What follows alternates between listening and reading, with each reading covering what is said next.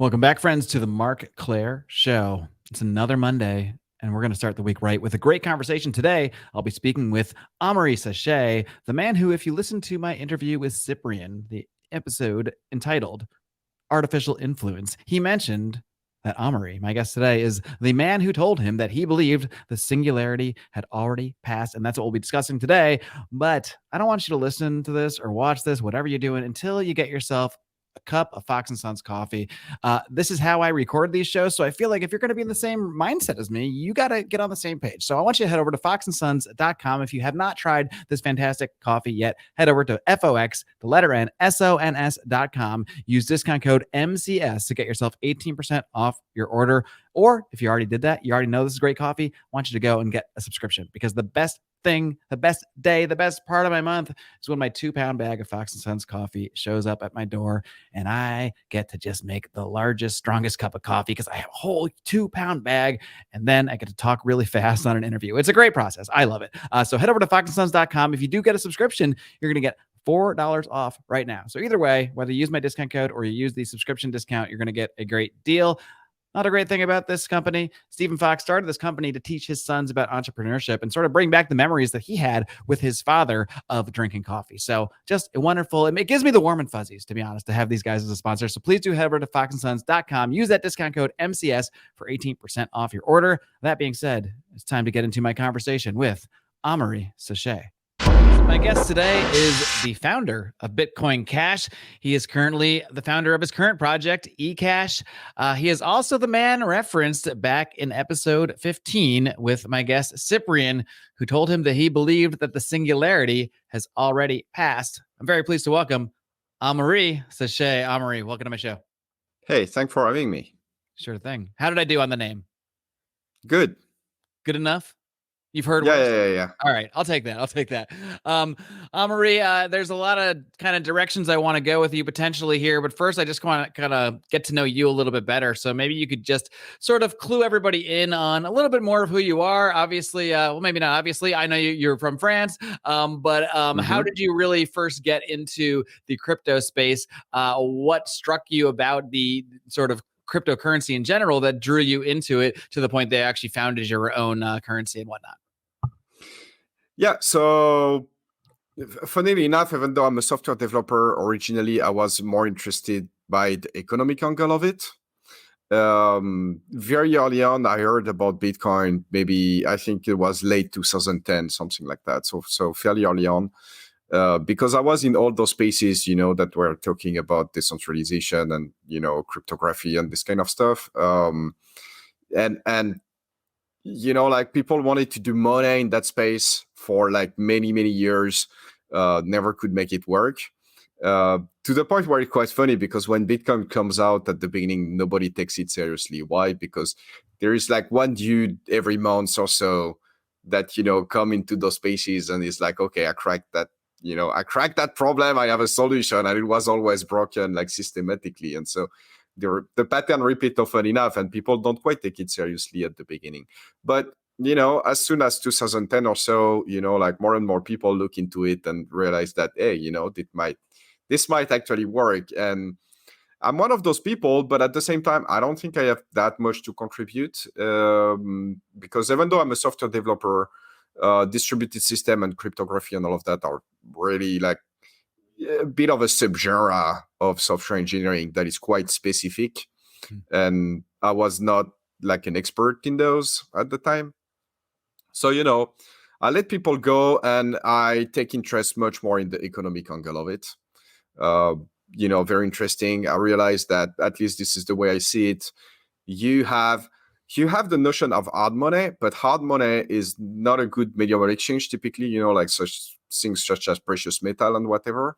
And so at some point people go to, fiat currencies because they are better medium of exchange. And, you end up with like hyperinflation, society collapse, you go back to hard money, and, you have a cycle of civilization that goes to the cycle of money that happened. Like any civilization you look like in history, you have this cycle that repeats.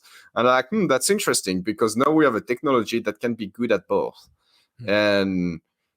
And so that means that, potentially you break that cycle, which would be quite profound, and actually the effect of which could be like fairly unpredictable in many ways, right? Like that changed fundamentally the nature of how civilization unfold typically. So I got like very, very interested by that. And then come 2014, 2015 or so. At that time, I was working at Facebook. And this is when the scaling issue with Bitcoin start to crop up. And one thing that people may not realize, but technically Bitcoin is like very far from the limit of what it could scale to. But there is a willingness, especially now, but at the time it already existed, of the Bitcoin community to not change anything. Like, okay, the all those parameters of that protocol, they are kind of like given to us from the sky, and it's not up to us to change any of them, right? There is this notion, like it's almost religious like in nature in many ways, right? Is this where the forking issue comes up, where people disagree that we ended up forking like 2 years after that or 3 years after that, but this is like the seeds of that happening. Some people are like, we can change a few parameters and it would buy us a lot more capacity, and we could keep going for Bitcoin for longer. And some other people are like, well, we don't really care about medium exchange anyway. Bitcoin is more like digital gold, and we should not change any of the parameters because, like if we want it to be like digital gold, well, it's not like you can change gold in any kind of way, right? The properties of gold have been defined by the law of the universe, and nobody can change the properties of gold. So some people saw Bitcoin more like this, a kind of digital gold. And so if we want it to be digital gold, then we must assume that all those characteristics, they kind of like fall from the sky or from the law of the universe or whatever. And it's not up to us to change any of them. So that's the root of the issue. And in 2016, at the end of the year, I leave Facebook, and I start working on cryptocurrency full time. It ended up, with the big fork. I don't know if people remember, where Bitcoin and Bitcoin Cash split up. So I wrote the software that made all of that happen. Did a lot of coordination also between the different actors. Worked on that for a few years, and I don't know if we want to go into this, but after some disagreement at some point, we ended up splitting to another project that is called Ecash. And really, like, the motivation behind those, they have not really changed. We want to do something that have hard money property, but also good medium of exchange property. So Ecash is like a Bitcoin-like chain. Actually, like it share a common history with Bitcoin. In many ways, it's another continuation of Bitcoin, but we added on top of that the avalanche consensus algorithm that allows us to have like one block confirmation, and we're working on running that on every transaction. So we would finalize transaction in a few seconds. That gives us a lot of capacity and UI effectively for payments or medium exchange use cases that are much, much, much, much better. At a base level, just when it comes to a standard user, someone who might not know the technicalities of different cryptocurrencies, from a user point of view, how does Ecash differentiate itself from, say, just Bitcoin or even Bitcoin Cash? From a user perspective, the main difference is going to be on Bitcoin. You are going to make a transaction. You are going to have potentially high transaction fee. Depends when you do it, but if there are a lot of people that want to transact, like it is the case right now, you're going to pay very high transaction fee, and your confirmation is going to take a lot of time. And not only that, but it's also fairly unpredictable, right? So you don't know if it's going to take like 10 minutes, an hour, or 5 hours. Like you have no visibility on that. So on that front, it's pretty poor UX, we think.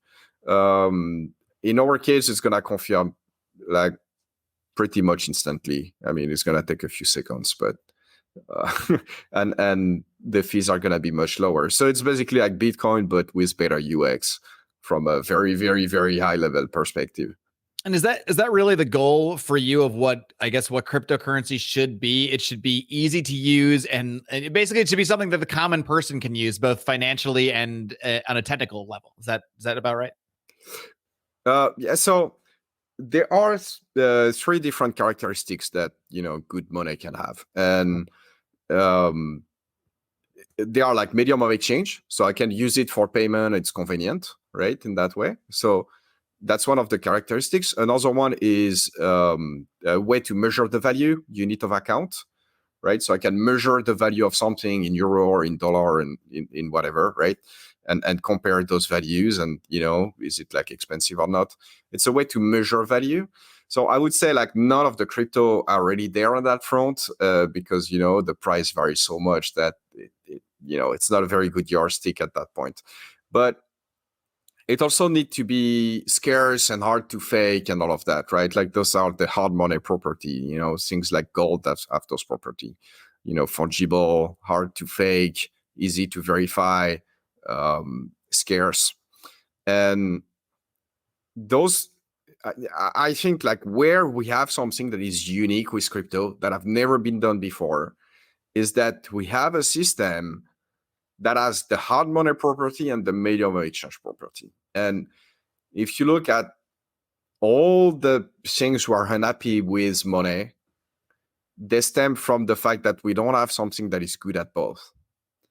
And so we end up using one or the other, and we always end up having like some aspect of it that is not good, right? So for instance, what happened, like historically, it's quite literally what happened in our current civilization, but a variation of that happened in every single civilization, right? People start to trade with hard money, for instance, gold. But at some point, the civilization scales up. And if we take the Western civilization as an example, it really starts to grow big around the Mediterranean. And, like people travel by ship and they trade with each other, but, across what would be different country now, it's very inconvenient to transport gold in that way. And it's very risky and, it can be stolen.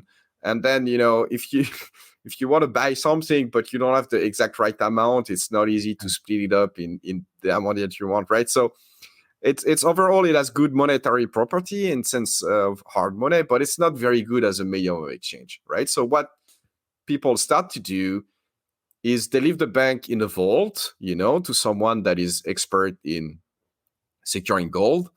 And that person start giving you sheets, okay, this sheet is like redeemable for that much gold at, Mr. Vault Gold, right? Right. And He was not very original, but he's great. He's great with storing gold. Yeah, and so people start trading those sheet of papers instead of the gold itself. And so what happened eventually is that you decorrelate from what is actually in the vault, because like quickly enough, someone figures out, hey, I can start to emit more sheets of paper than actually I have gold, because nobody's going to redeem all the gold at the same time. So, it's okay. And, step by step, you end up with the financial system that we have right now. And why were people doing this? Well, to solve the problem that they don't have a good things that have hard money property that also have good medium of exchange properties. Right. So I think this is where we have something that is quite transformative. But it's at the civilization scale, right? So I'm not telling you that, it's going to change everything by next year, but right. I think, like the next generation, for instance, like they are embarking in a journey that it's going for, in human history that is going in a direction that, have never existed before. I'm curious what you think some of the biggest misconceptions, or maybe not misconceptions necessarily, about cryptocurrency, but just maybe the way that you see a lot of people online using or talking about cryptocurrency. You see a lot of the hodl, the number go up, like it's just about getting rich. What do you see as some of the flaws in how a lot of people are looking at cryptocurrency versus what you believe it to be for? Yeah. I mean, I have nothing against getting rich and all of that, right? But I'm always very skeptical when somehow people become rich, but they are not creating value in some way, right? Because that always means that there is, an incomplete picture, and there is something like either it's a temporary loophole, but it's not gonna work forever, right? Because as soon as enough people figure it out, or it's actually something quite dangerous that can backfire in a pretty bad way. And this whole, like, you just buy and you do nothing and you become rich. It's a negative sum game, right? That's the dark side of it, because you see all the people for which it worked, but there are many people that bought 2 years ago that are now, down, 70, 80% or whatever, maybe 100% if they start their money at FTX, right? And you don't see those people as much, but ultimately when you play that game, okay, I'm gonna buy whatever token it is and do nothing, create no value, and sell it for higher price. If no value was created, it means that someone is, buying and selling the opposite of you, right? Right. So all the money that you're making, someone is losing it. Plus, there are fees and stuff like that are involved, right? So it's a negative sum game, right? People as a whole, the ecosystem as a whole is losing money via that game, even if, some people are making money. So I would be very careful. This is sort of a more of a philosophical than a technical question, but do you think there is a connection between, then, as you're sort of alluding to in a way, a connection between how wealth is acquired, not necessarily like talking about stealing, because we're talking, anybody that got rich from cryptocurrency didn't necessarily steal it from people, unless the case of like an FTX or whatever. But sometimes it's just someone buying a cryptocurrency, quote unquote, to get rich, to hodl, gaining that a certain amount of value and feeling like they did something great. Do you think there's a connection between how wealth is gained and sort of, I don't know, how someone can spiritually enjoy that wealth as opposed to if they actually went out, created something, provided value for someone else, where the exchange is even, versus, like you said, if someone is gaining on crypto, the only way that could have happened is if there's a loser on the other end. Yeah, I don't know. It probably depends on people. Like, some people are probably not gonna be okay with that and kind of feel bad about it, but other people probably don't care. So I think it's it's highly dependent. But I'm looking more at the ecosystem as a whole, and if this becomes the raison d'être of the whole ecosystem, then it's not gonna go anywhere, right? And we shouldn't expect like future performance to match past performance always, right? Especially if we start doing something differently. We need to think about the fact that people at the time, they were looking at the thing in a completely different angle, right? So for instance, yesterday, or I don't know when you're going to publish that, but I think it's yesterday, right now, it was like the famous Bitcoin pizza day, right? When Laszlo bought 2 pizza for 10,000 Bitcoin, if I remember properly. Mm-hmm. And it was the first time someone bought something with Bitcoin. And there is something that makes me incredibly sad. I see some Bitcoiners now being like, oh, like, what an idiot, he bought 2 Bitcoin for 10,000 Bitcoin, yada, yada, like, what a moron, he should have hodled, and he would have been like much richer than he is and whatever. But is that true? Because if nobody ever bought anything with Bitcoin, would have gone up in value the way it did, right? Because if you didn't buy those pizzas, you might never have heard of Bitcoin. Yeah, exactly, right? Like, the fact that some people like Laszlo started doing stuff with Bitcoin was a demonstration that it works and it actually has some value, right? And if you don't have that step in the history, then, you don't end up where we are now, where Bitcoin is worth, I don't know, like 25K or something like that. Like, they're mocking someone who was a part of them even having whatever wealth they might have gained through it in the first place. Yeah, exactly. And it makes me extremely worried that a large portion of the ecosystem seems to either don't know or have forgotten that, right? Because if you forget or you became rich in the first place, you're not gonna stay rich.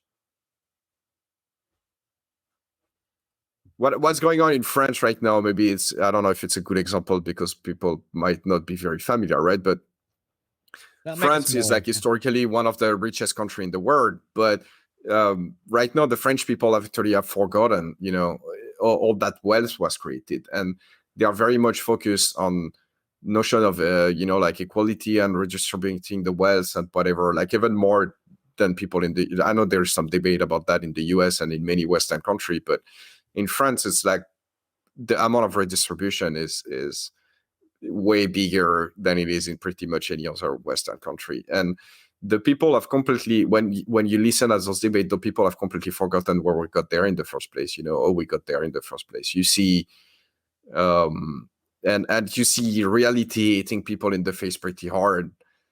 About that. Like, for instance, there was a project not so long ago where the government wanted to shut down some of the nuclear power plants based on, ecologists saying, oh, like nuclear is bad, yada, yada, yada.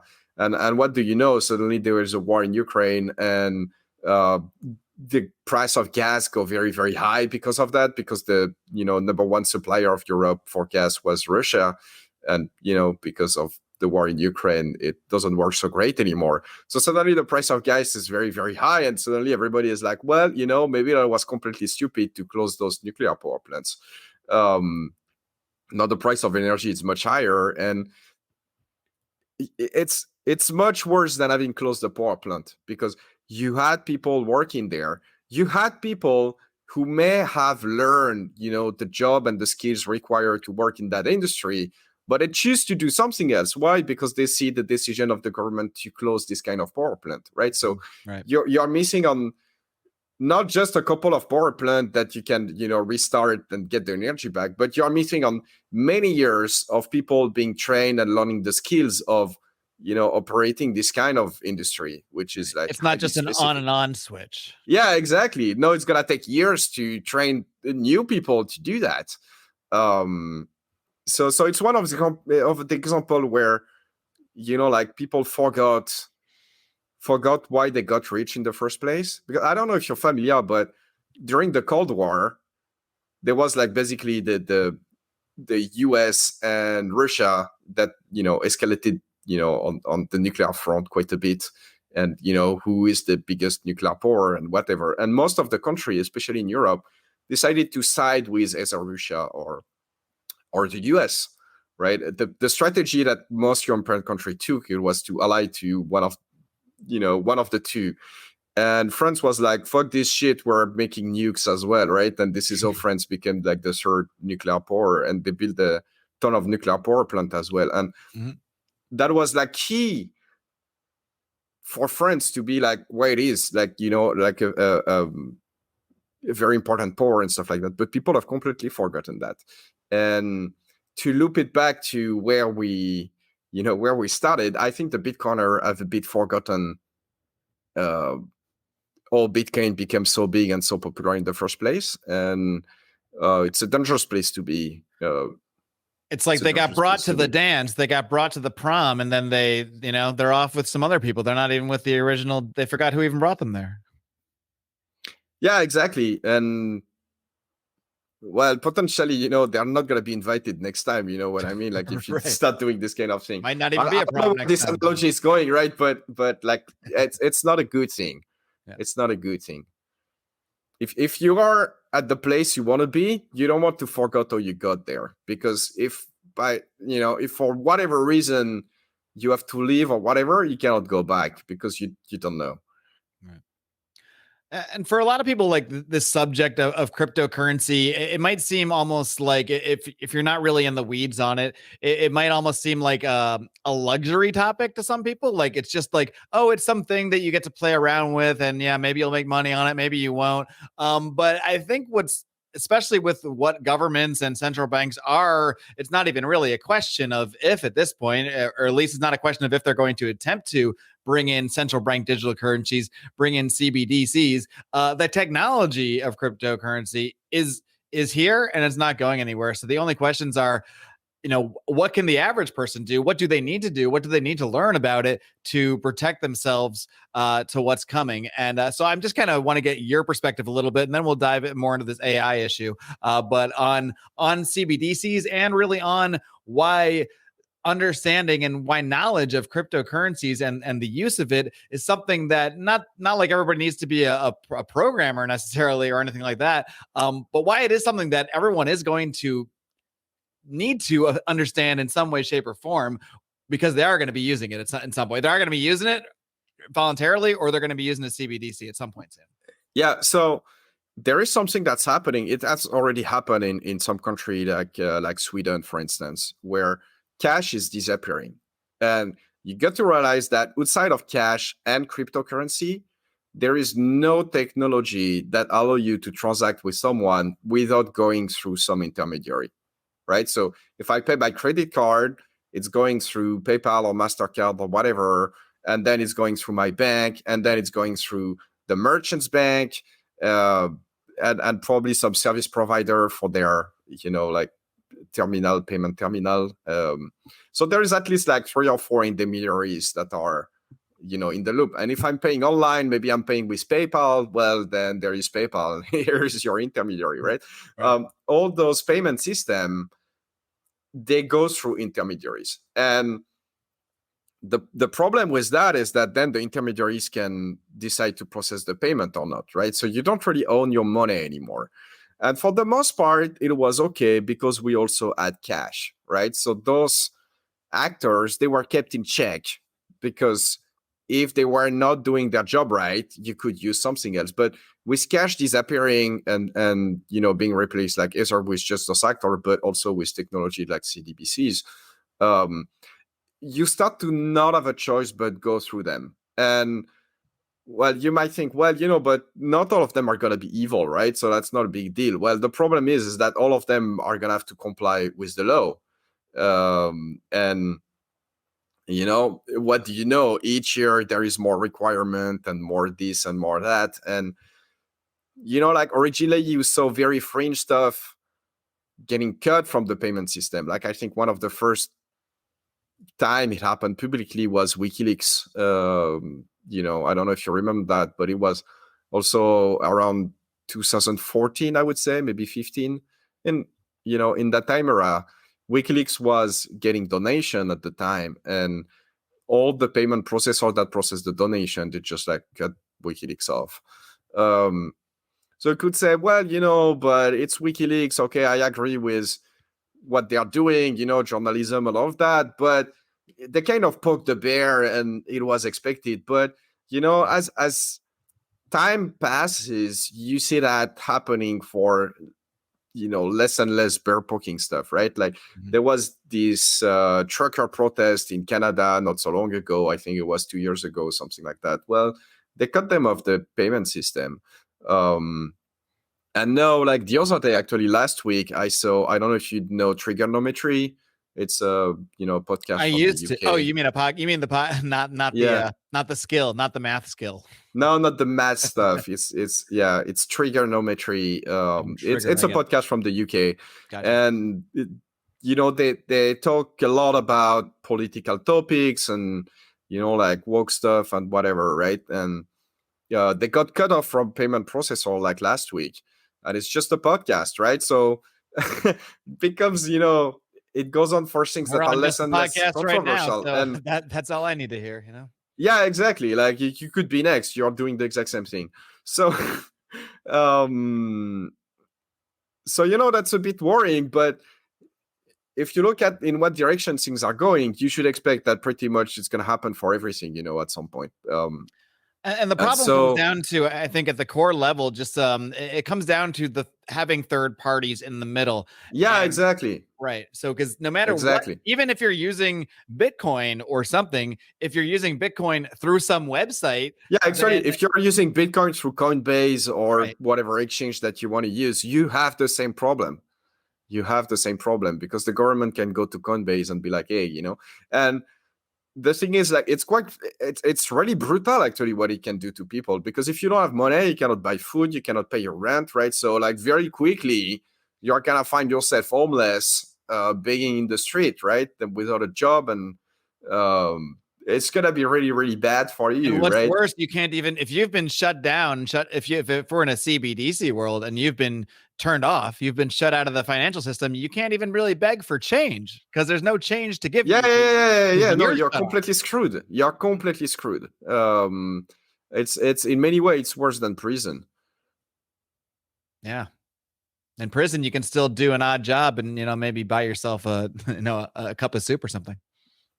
Yeah, no, you're completely screwed if you can be cut off from the money system. So that's a power That's support that is tremendous, and that support that's going to be abused at some point. Like you just know.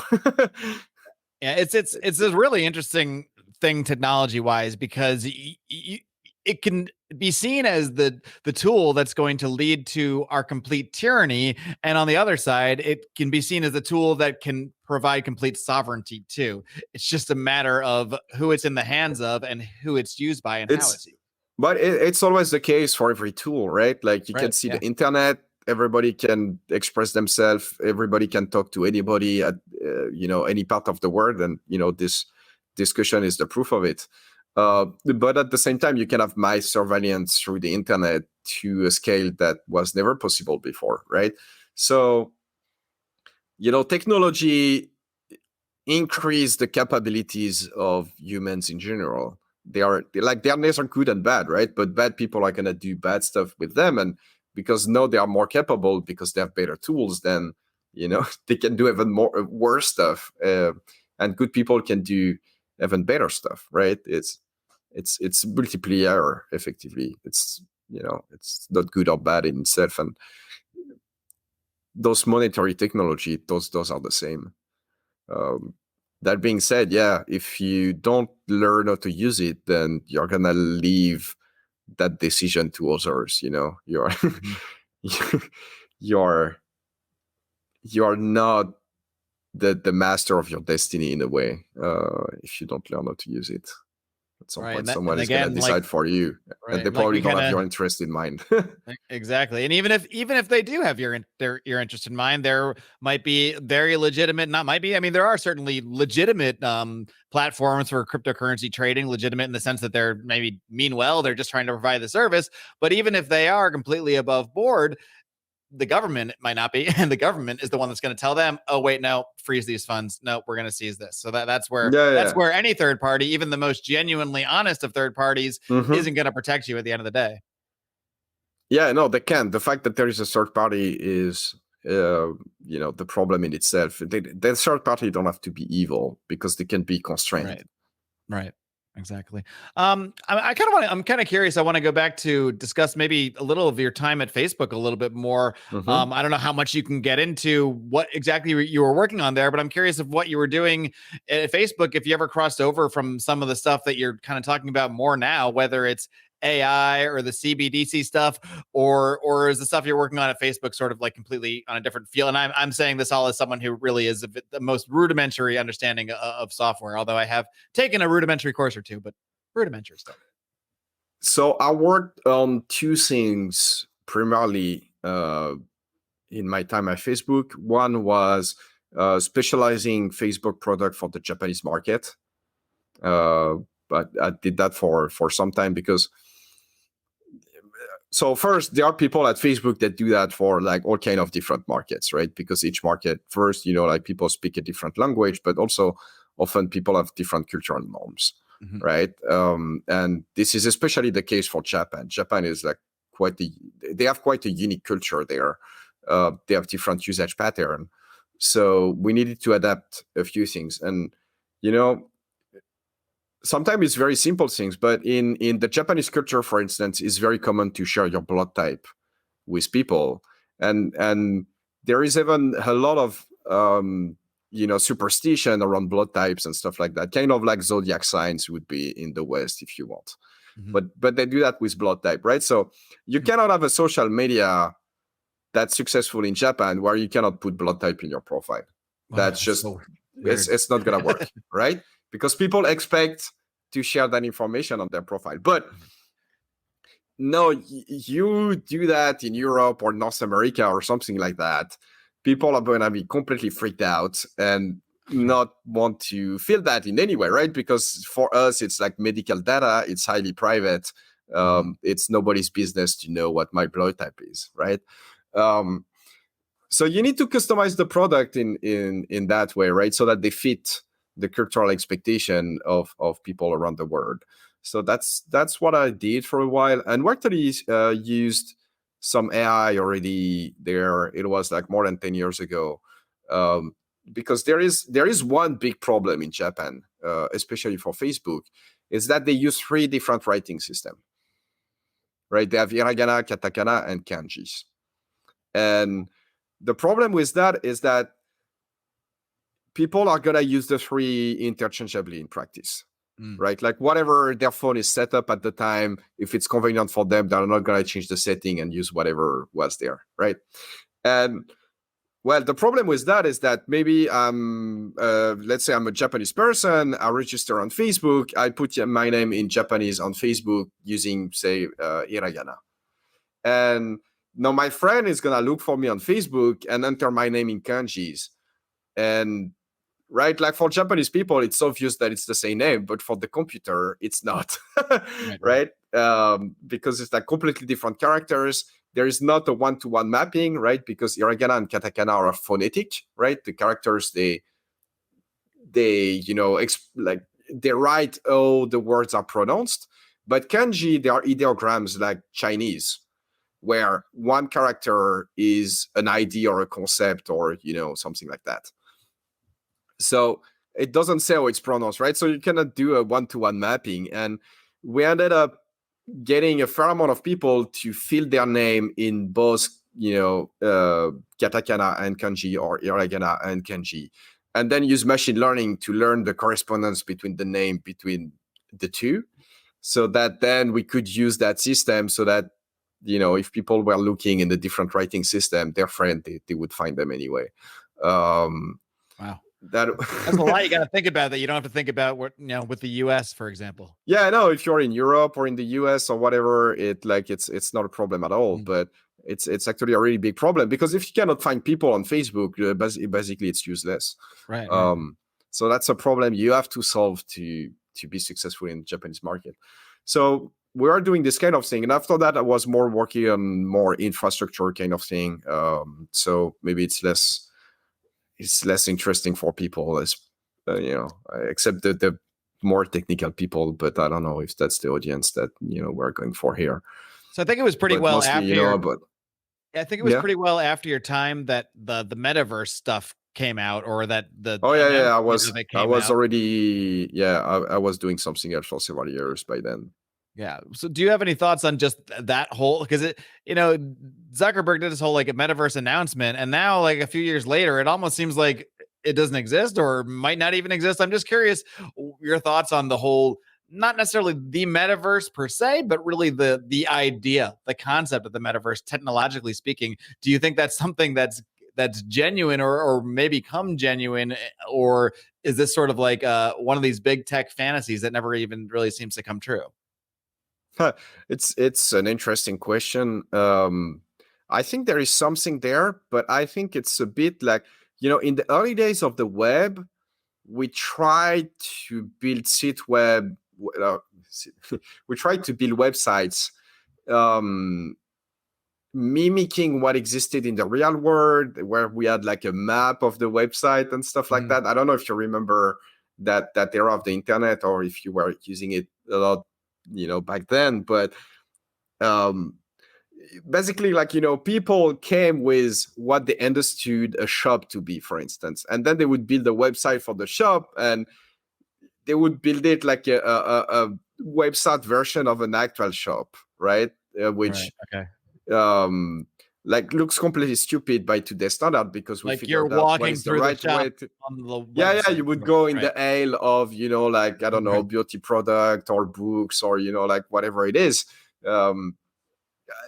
It's just not how we would use an e-commerce website today, and it's not how we would build it, and it's really not convenient to use. But it's just like people come there with preconception, and then we figure out what works and what doesn't. And I feel the metaverse is a bit in that stage right now. Like there is something there, but we are building it in a way that is a bit clunky, where we just like bring things that we do today and we try to build like a metaverse version of it, where the actual successful metaverse version is probably going to look fairly different, and it's going to take many years to get there. Like the web stuff that I'm talking about was, almost 20 years ago now. So it took us like, 20 years to go from what we had back then to the kind of e-commerce experience that we have today. And, it's just going to take time. But I think there is something there. All right. Well, I want to dive into now the subject of AI. Again, as I mentioned at the top of the show, Yeah. Cyprian called you out by name, said you're the one that told him, I think the singularity has already passed. And I think most people have an idea of what it is, but maybe you can also, just to sort of make it very clear, what the singularity actually is, what it means to you, and why do you believe the point has already passed?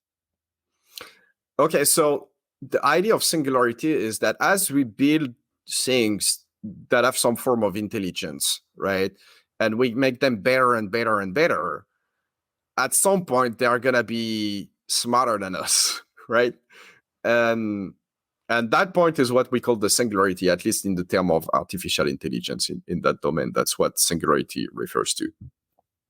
It's when those things become smarter than us. And I do believe that has been the case for quite some time, but I think people, they expect this kind of artificial intelligence that is smarter than us to be some kind of human intelligence, but better, like it's gonna speak like us, but be more eloquent, or be able to make abstract reasoning faster, or whatever it is that we do, right? But I think that's not really the case, and that's why we don't see it. But think about that. We have, well, let's take the Silicon Valley, right? Like, we have this city, San Francisco. It's like the worst managed city in the world, pretty much. I mean, at least in first world country. Like, there's shit in the street, literally, right? It's really bad. And you have those people that are super skilled, that are working in the domain where there is like crazy high demand. They can have, 200K, 300K salaries, no problem. And all of them are flocking to that city where they're going to buy a shitty flat for an exorbitant price, and there is shit in the street, right? And clearly it's not all those people that are, otherwise quite smart. They are probably some of the smartest people around.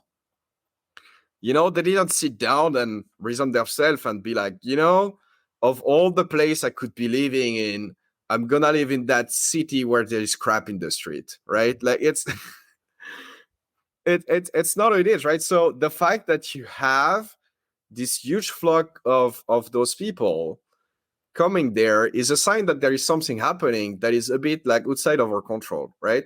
And so what's happening is that actually we built those recommendation engine that exist in all social media stuff. And they have a life of their own, right? Because what happened is that the social media platform that have the best algorithm are gonna draw the most eyeball and grow faster and bigger and stuff like that, right? Which is the only thing that they need, is really the only goal of them, is to just draw more eyeballs, and then once they get your eyeballs. Yeah, but it's not even the goal of the social media platform. It's like there is no other option, really, right? Because the social media platform that does something else is just gonna be gobbled by the one that do. Right? So it's not like you can be like, I'm gonna build the social media platform that's gonna be different, right? Like, you cannot even do that, because those other algorithm in the other platform, they're just gonna pull all those users from you, and you won't have any user. Right. You won't even exist in the algorithm, probably. Yeah, and so there is nobody in those company that actually decide what the algorithm does, right? The algorithm, like, literally, what's the term? Rewards like the company and the engineer that work on them and do the writing with cash. Right? The AI is paying people to work on itself to improve it. Does that make sense? Yes and no. it may okay. The words make sense. The concept is mind-blowing. Like, like the algorithm itself actually starts to, because the algorithm run its own business. Like, it's essentially hiring and firing and well, not directly. Like, people do that, but people have to do that as per what works for the algorithm. The algorithm is what's driving the thing. What's one way in which the algorithm can actually do that? Like, well, let's say I'm an engineer and I tweak the algorithm in some way, and suddenly there is much more people that are interacting with the content that the algorithm is promoting, right? Well, no, I'm gonna make a shit ton of money for the company. I'm probably gonna make a shit ton of money personally. And if I do something else, then I'm not. And if I do something else for too long, eventually I'm gonna get fired, right? So this machinery combined with the economic forces that exist pretty much forces everybody to act in a certain way. Without even one person necessarily, at this point anyway, sitting there and telling the algorithm to act a certain way. It just is. It just exists. Yeah, it's like the algorithm. So one thing that people that think about singularity, like stipulated their hypothesis was that at some point we're going to build an AI that is able to improve itself. And then at that point, you get some kind of like exponential runaway process, right? Because it improves itself and now it's better, so it can improve itself even more. And now it's even better and it can improve itself even more and more and more, right? And very quickly it becomes some kind of super intelligence that we don't understand what it does anymore, right? But the thing is, the AI that we have right now, they don't really do that.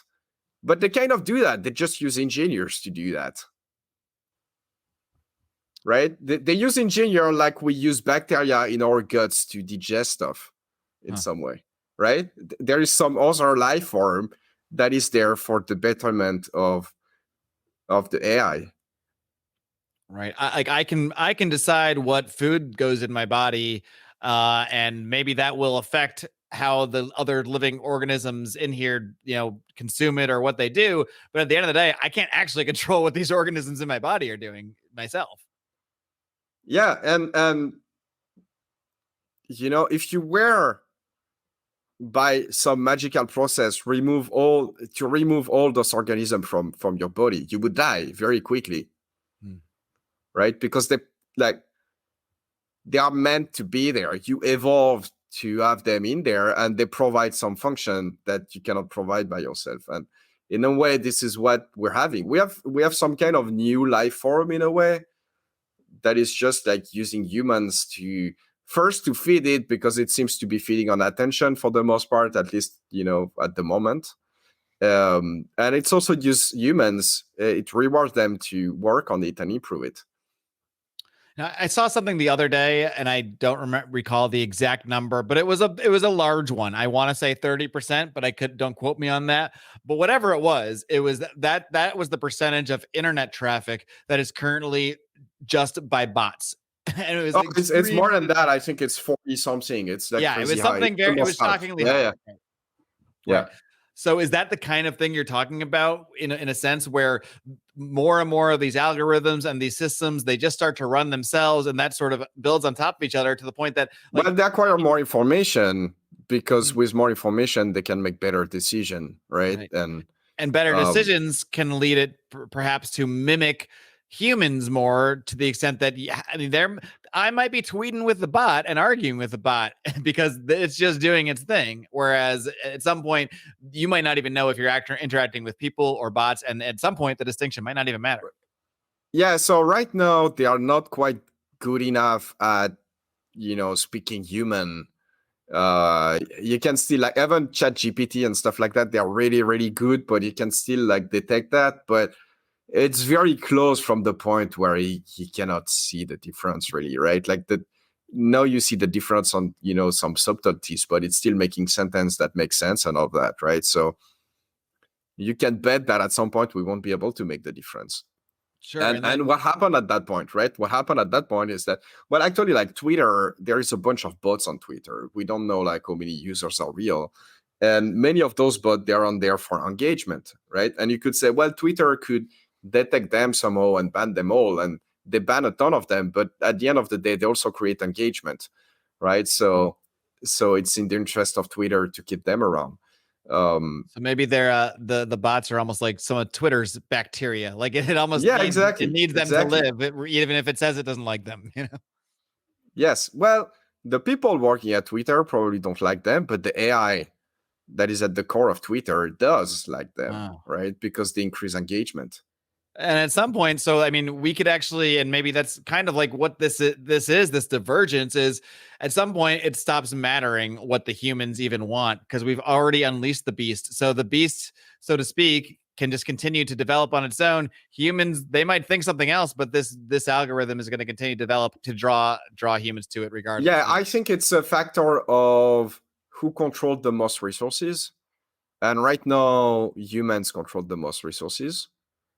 So it's the interest on the AI to influence humans to behave in a certain way, right? But if you get to a point where machine control most of the resources, then humans probably don't matter much anymore. It's a bit of a dark place to be, but it's probably gonna happen at some point.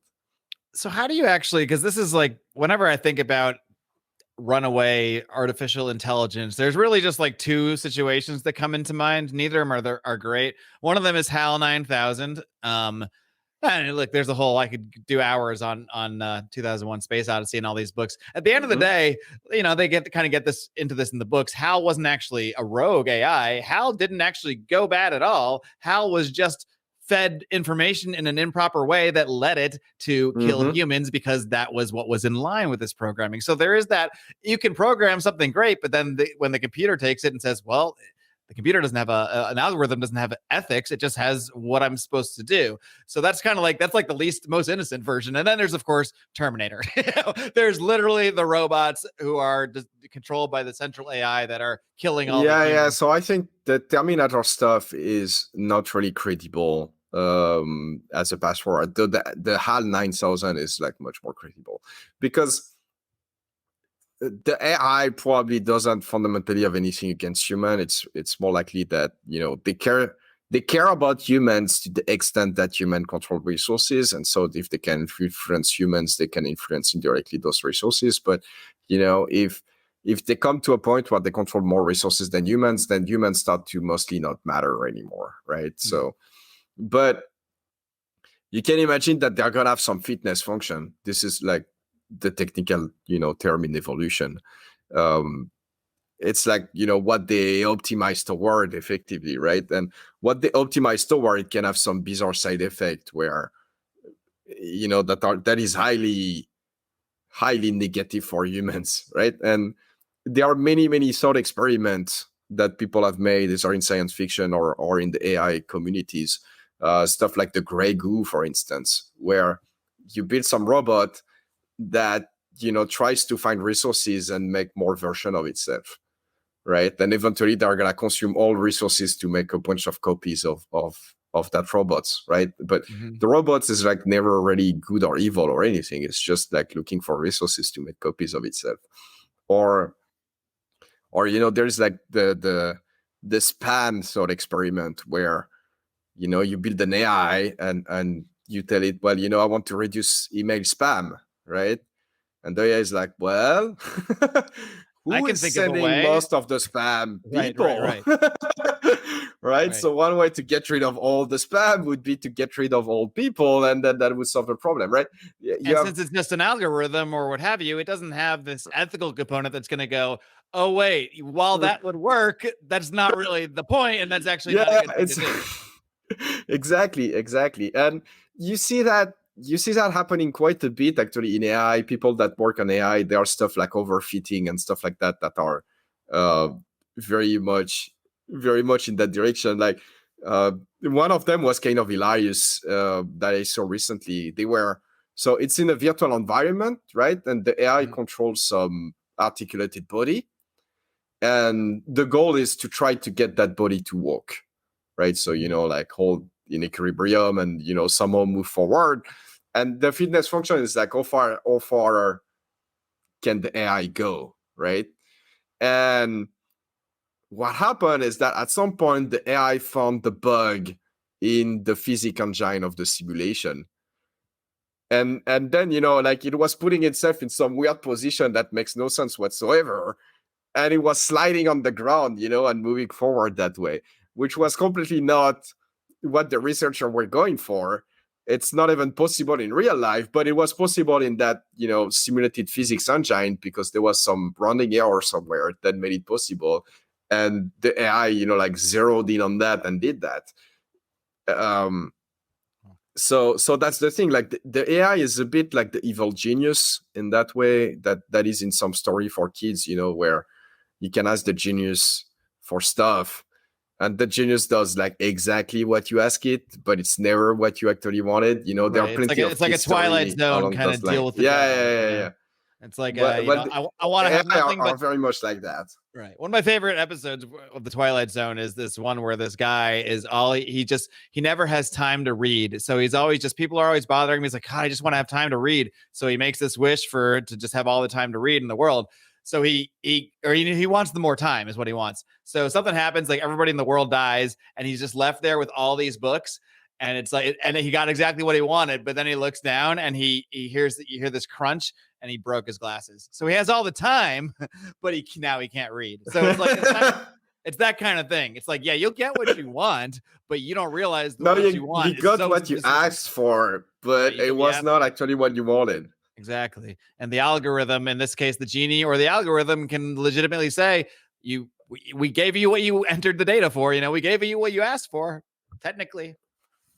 Yeah. And that's actually some possible catastrophe scenario. Yeah. Not to get too dark, but since we're already there, what do you see as I don't want this whole, I don't want everybody to walk away thinking, we got 2 years until until we all lose our glasses, so to speak. But what do you see as a possible worst case scenario here? Do you foresee a future where we actually could get to a point where AI does the spam thing and does the whole, if we just eliminate the humans? Yeah, it's easy. So first, it's easy to go there in the discussion, but actually not that pessimistic about it. I'm a big believer of the law of slow-moving disasters. I don't know if you are familiar with that, but I think it's Scott Adams that came up with that. It's like, sometimes you have those disasters that look like really, really, really bad, but happen on long enough time scale so that people, have time to digest the idea and figure out how to live with them and work around them, and it doesn't end up not being as bad as you thought it would be. And I think it's probably one of those scenarios, though, I cannot guarantee it, but I'm more thinking along those lines. But, you were like, okay, like what is the worst that can happen? I think the worst that can happen is like those systems somehow say some critical infrastructure and do something really stupid with it to optimize in the wrong direction. And suddenly, we don't have, some critical infrastructure doesn't work anymore. Let's say, like electricity, for instance, but we all have, electric cars by that point because government wants to mandate them. And so nobody can drive anywhere. Nobody can cultivate food. So suddenly, like within a few weeks or few months, we don't have food anymore. Right. And it gets like really, really bad very quickly. And then the algorithm, maybe some algorithm needs to solve the problem of needing to feed humans. And it's like, well, there's not enough food, so less humans? That'll work. Well, that happens by itself, though. You don't need to do anything. If there is not enough food, you get less humans, very mechanically. Very true. And the problem with those kind of situation is that all that, technology, infrastructure, and all of that is made with surplus labor, right? Because when everybody is starving, everybody tries to get food, and nobody is like doing mathematics or engineering, right? So you can start doing mathematics and engineering and whatever technology, whatnot, when you got the food stuff figured out and you get to a level of security that works for most people, and efficiently enough so that you have a subset of the people that can take care of that. And then you have like surplus people that can do, I don't know, like medicine and engineering and whatnot, right? But yeah, no, we are like highly leveraged, right? Because those magic stuff, maybe 5% of the people work on those. I don't have the specific numbers, but like just farming is, I think, about 3% of the workforce. So, you take like the other basic stuff, maybe you're like 5%, maybe 10%. I don't know. I don't have the specific number, but a very small portion of the population. And then you have like all those social people that do more stuff. But in that way, when it comes to work, we are highly leveraged.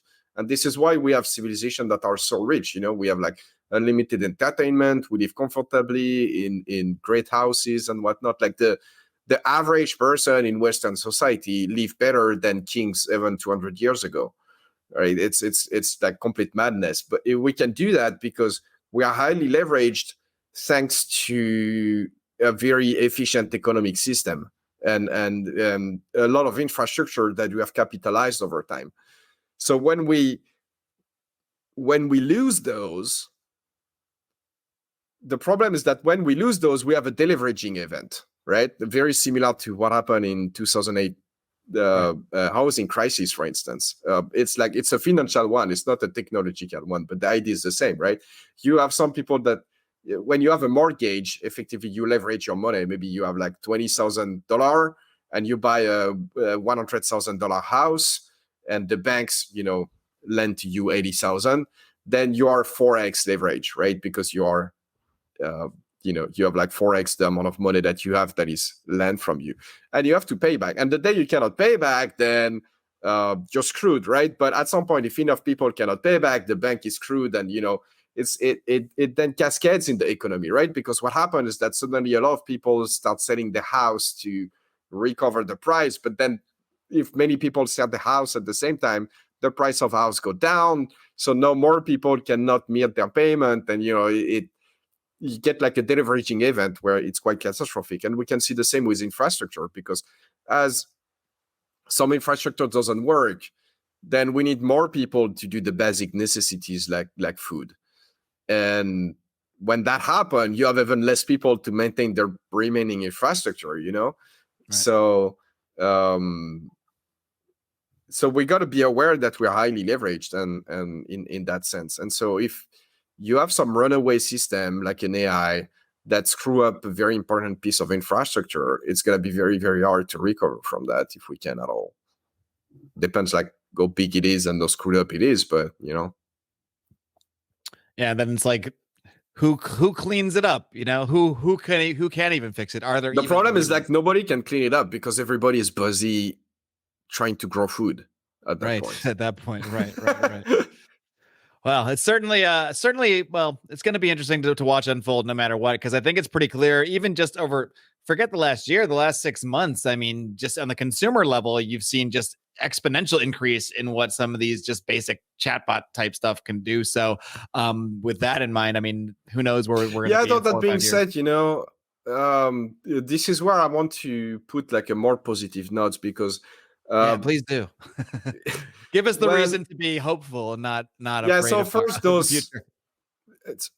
what we've seen crazy advancement is like essentially two technology, but the one you're talking about is what we call large language model. Mm-hmm. So those are like the chatbot and stuff like that. Those are AI that knows how to speak and make sentences that sound human-like, right? So to make those happen, we use a basic technology that is called a transformer, and it's a type of way of building a neural network. It's what Cyprian refers to as like the Ouija board, essentially. I don't know if you've ever seen him make that sort of comparison. Well, the Ouija board would be the AI itself, but the transformer is the basic block that we use to build it, and there are many of them. Those basic blocks, they don't scale very well. So to give you an example, between ChatGPT 3 and 4, the size of the model, I think, is like 1,000x bigger. Oh, wow. So you need like 1,000x more resources to run ChatGPT 4 than you needed to run ChatGPT 3. I'm guessing it's not 1,000 times better. Yeah, exactly. Like when you interact with them, it doesn't look like it's 1,000 times better. So we are entering a phase where the current transformer technology is getting into like diminishing return territory, where you have to put like a lot more of it to get like marginally better results. Mm-hmm. So I think, we are not going to see all the great catastrophe that people predict with that technology. We're going to need another technological breakthrough. Now, the problem is, with technological breakthrough, you don't know when they happen. It can be tomorrow. It can be in 10 years. It can be after we're dead. It can be never, right? Right. We don't really know. But the current large language model, they're reaching a phase where they're still going to get better. But with diminishing return, you need to put more and more and more into them to get marginally better. So I think we're fine on that front. Actually, what I'm more worried about those stuff is the people. Mm-hmm. Because the people see in those technologies something that is not there. So in a way, Cyprian is right. It's a Ouija board in the sense that what it's trying to do, quite literally, is predicting the next word. So it has a prompt, and it has whatever you write in it. And then what it's trying to do is predict the next word. And now there is one more word in the prompt if you want. And so it can predict the next word, and it can predict the next word, and so on. Right? This is all that it does. And how does it does that? Well, it knows a ton of text. It has read, millions of books and blog posts and comments and whatever, all we put on the internet and more. And so it's well, I've seen many, many texts of many people. And if I have those words before, what is the most likely word to come after that? Right? So it's just an exercise in probability. Right. It's just playing the odds very fast. And this is why sometimes the things say stuff. For instance, if you ask them for a research paper or whatever, it's going to tell you, oh, yeah, there is this researcher and whatnot that wrote that paper or whatever, right? And the paper doesn't exist. Sometimes the researcher doesn't exist, right? And the thing is, it makes credibly sounding paper, but it has no notion of whether the paper exists or not. In fact, it has no notion of what is true, what is not true. It doesn't even think in those terms. It has no notion of all of that. All that it thinks about is what is the most likely word to come after that. There is no reasoning. There is no nothing. And it's quite it's not like it's trying to deceive you or not. It's that deception isn't even, and truth are not even it's not. No, actually, what it's trying to do is to fool you. Right? Because what its fitness function is can I produce the text that a human reading that text is going to believe that, I know something, or I'm reasoning, or I'm thinking, or I have feeling, or I have whatever, it is trying right? To fool you, essentially, yeah. Right? And this is the only thing that it does. Mm-hmm. It doesn't know anything else. It's what does that human that is typing stuff in there expect me to produce? I'm going to produce that as best as I can. This is the only thing that it does. Which doesn't mean it's going to be true. It doesn't mean it's going to be good. It doesn't mean anything. It just means it doesn't mean that it's going to be bad either. Exactly. Those notions that just don't exist at all for the AI, or at least this type of AI. It has no notion of what is true, good or bad or false or whatnot. The only thing that it's trying to do is produce text that you're going to be happy with as a user. And so in many ways, you see people reacting quite strongly to that because it's getting to a point where it's pretty damn close to what someone could actually write. And so you see people that start to use that instead of search engine, for instance, right? Or ask them questions about this and that or whatever, as if there was some kind of database of fact in there that the AI could query and get you the fact back. But no, the AI has no idea what the fact of the matter are. It's going to give you the answer it expects you're going to be happy with. Interesting. And you might be happy with what looks to be a very well researched and well cited paper, but that doesn't mean it's true. It just means it thinks. Yeah, it doesn't even mean that the paper necessarily exists, right? Right. It has to be credible sounding enough. Right. Wow. It doesn't have to be true. It doesn't have to be false. What's more likely to happen is that it has read everything that people have written on the internet, so it knows what people typically answer to that question. And if it's like in what year whatever event happened, like probably all the things that have been written about it contain the right year in them, and so the thing is fine, right? But if the question is about something that people frequently get wrong, then the AI is probably gonna act more like a person on the internet and get it wrong than get it right, because it has no notion of the stuff that you ask it. It's just predicting words. Interesting. All right, Amaury. Well, I think there's a lot of directions we can go on this stuff, and we'll see where we go with them. We're going to do that over in the smoke-filled room, where we'll hop over in just a second. But before we wrap up the main show here, just want to give you a chance to let everybody know how they can find you, how they can find your work, and of course, how they can find more about and use Ecash. Yeah, so Ecash would be the first thing. Domain, very simple, e.cash. You're going to get all the information that you want there. For me specifically, you can find me as Didalnix pretty much everywhere, DEADALNIX.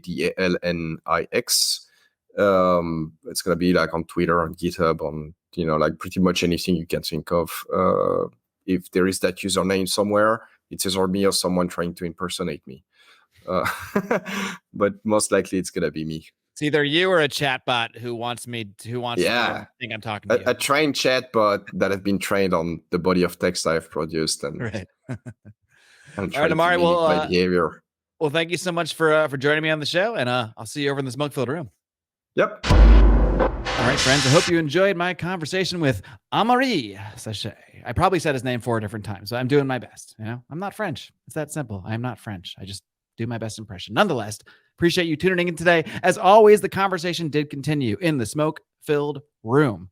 Guys, if you are not behind the paywall, you can find all the options over at marcclair.com. That's MARCCLAIR.com. You can support me on Patreon, on Subscribestar, where you can get yourself a free week trial. Dive into all this content. 32 episodes now. That means 32 times 30 minutes extra minimum per episode. Let me do some quick math. That's a lot of content, all right? That's a lot of content. That's about, I want to say 16 hours of extra content. 16 hours of extra content. You can go check it out for free on Subscribestar. Just head over to the links at marcclair.com. Check it out. Or head over to Rockfin, another great option. A lot of my guests are on Rockfin as well. So if you support one creator on there, you get all of the bonus content. So you get Sam Tripoli, you get Jay Dyer, you get Isaac Weishaupt, you get Courtney Turner. Fantastic deal. If you follow any of those peoples, just go subscribe to me over there as well. Subscribe to them. Do it however you want. All right. I don't care how you do it. I try to give you as many options as possible. Either way, I truly, truly am grateful for all of your time. I know time is precious, my friend. So I appreciate you spending a little time with me this week, and a little extra time if you're one of my fantastic supporters behind those lovely paywalls. Nonetheless, friends, thank you for tuning in. Until next time, in case I don't see you, good afternoon, good evening, and good night.